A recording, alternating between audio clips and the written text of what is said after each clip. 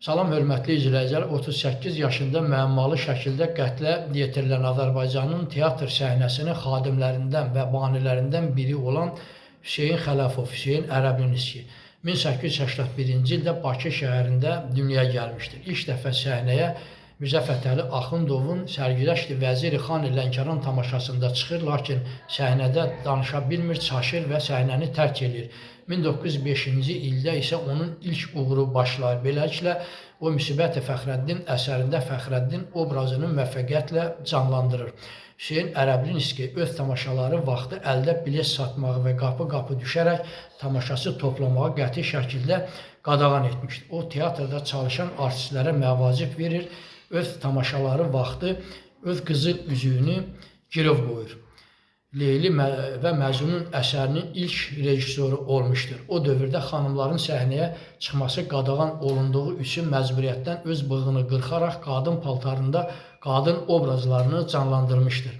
1916-cı ildə Azərbaycanda çəkilən tam metrajlı film olan Neft və Milyonlar Səltənəti filmində yer almışdır.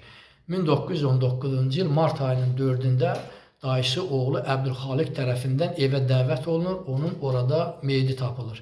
1919-cu il mart ayının 7-sində böyük izdihamla dəfn olunur.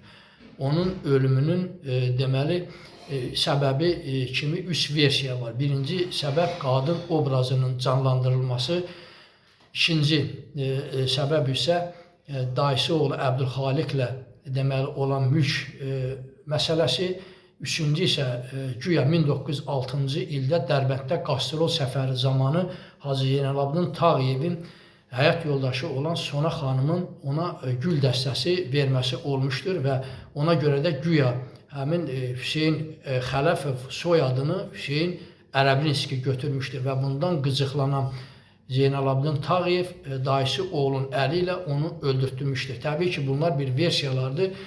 Bir müddətdən sonra dayısı oğlu Əbdülxaliq azadlığa çıxır və Qazaxıstana qaçır. Tam tutarlı istintaq materialları əldə olmadığı üçün araşdırmalar, istintaq dayandırılır. Allah rəhmət eləsin, kanalıma abunə olmağı unutmayın.